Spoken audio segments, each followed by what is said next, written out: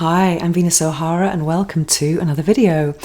This month I'm doing a 30-day challenge. I'm uploading a video every single day for the month of July, and I wanted to share some topics that I don't usually talk about on this channel. I want to loosen up in front of the camera, so yeah, that's what I'm doing. And if you have any questions for me, anything you'd like to know or anything you'd like me to share, then please don't hesitate to contact me at venus@venusohara.org. Anyway, today I wanted to talk to you about how I became a voice actress. Yeah, it's so exciting.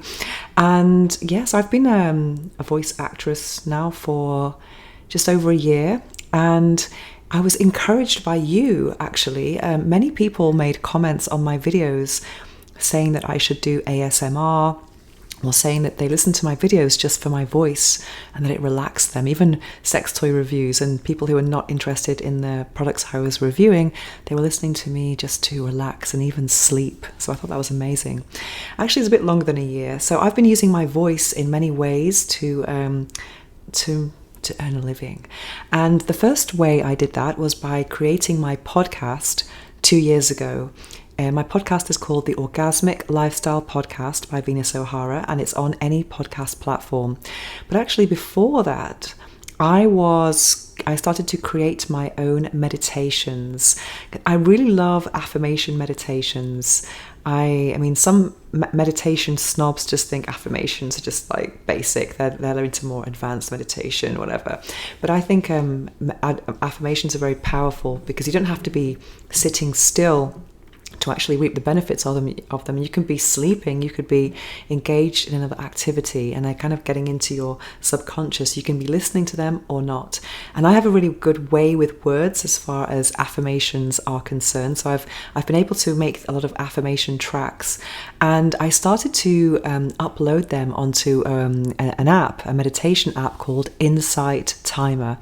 If you're on Insight Timer, look for me, Venus O'Hara, on there, and I've shared some of my affirmation tracks, and they are in topics that are very generic, such as love, money, and health, motivation, things like that. And the first few affirmations I made, I was speaking, but then one day it occurred to me to actually whisper. I don't know how it happened, but it just seemed like there was a voice telling me, whisper. So I did. And it just seemed to flow ever since then. And I was working with this really cool, this amazing sound engineer in Germany. And he said to have the whispering in one ear, then in the other, like alternate affirmations. Let's say one here, and it kind of sounds like, if you're listening to it with headphones, that I'm whispering in your ear. And the affirmations I have on my podcast are like that as well. And I also have some affirmations that are related to more juicy topics, such as sexuality, orgasms, clitoral gratitude, etc. And I have those on my website, and I sell them. So if you're interested in any of those, they're very decently priced. But I also have them on my podcast. There's a longer version on my website if you're interested. So things about orgasm, sexual wellness, open relationships, BDSM, the kind of affirmation tracks you don't usually find anywhere. They are on my website.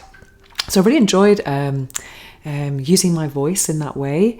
And then I went to a fair in Barcelona that had a lot of companies that expats might need to frequent, let's say. And I met a company there who do voiceover, narration, a dubbing company, an audio company. And I did a casting, and then a few months later, I actually did a casting in the studio, and it was so hard. I was doing dubbing, and for me as a linguist, I really hate dubbing in general, because when I watch something, I want to listen to the original actors, because you can just tell that it's not the same. And I'd rather listen to the original version and read the subtitles rather than listen to something that's been made in a studio after the fact. It's just not the same. It's not as authentic. However, when I did an audition for dubbing, I had a newfound respect for the art of dubbing. There's so much to do.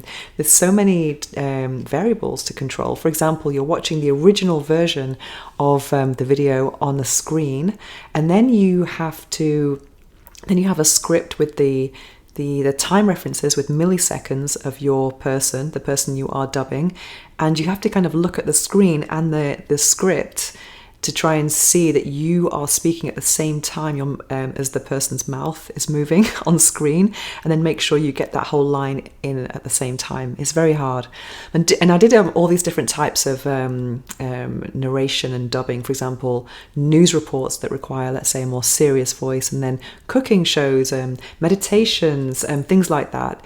And even some that require a more dynamic voice. But my voice is suited to more calming content, and that's what I am doing quite well. And I'm also doing erotic films, which is really funny, so I even have to kind of do the moaning as well. So I'm doing that at the moment. And the first time I did I had a job, I was playing someone. I was a part that's of someone who wasn't ever looking at the camera, so didn't really have to worry about mouth movements. But I have some more jobs now that I do have to do that, and there's a lot going on. You're looking down, looking up, and listening.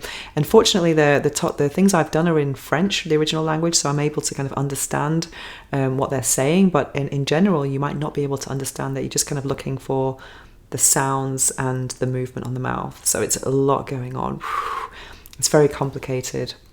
But it's something I really enjoy as well. I love to use my voice, and then I mess up a lot as well. But it's that's someone else has to take care of the editing there.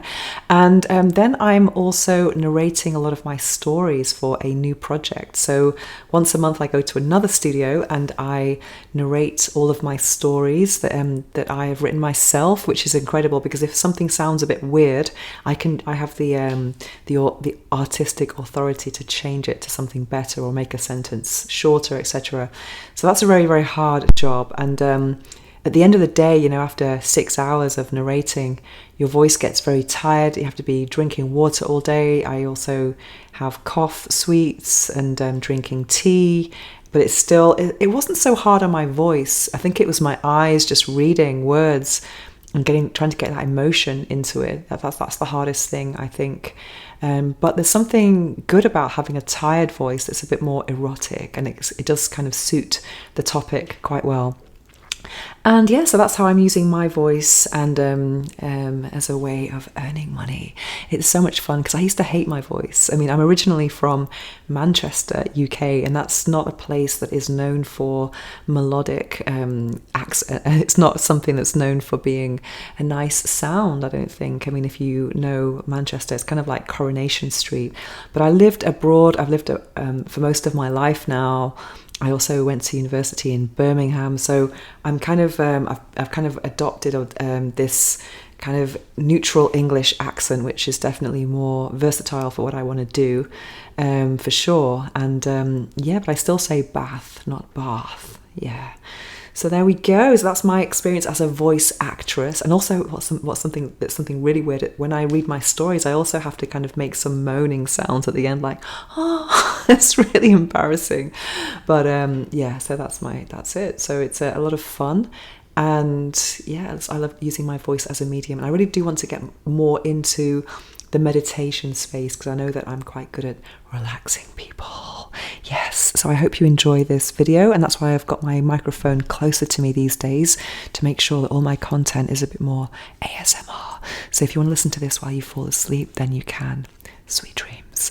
Thanks for watching, and I'll see you soon for some more videos. If you have any ideas for me, anything you'd like me to talk about, don't hesitate to contact me at venus@venusohara.org, and I'll be back tomorrow with some more videos. Thanks for watching.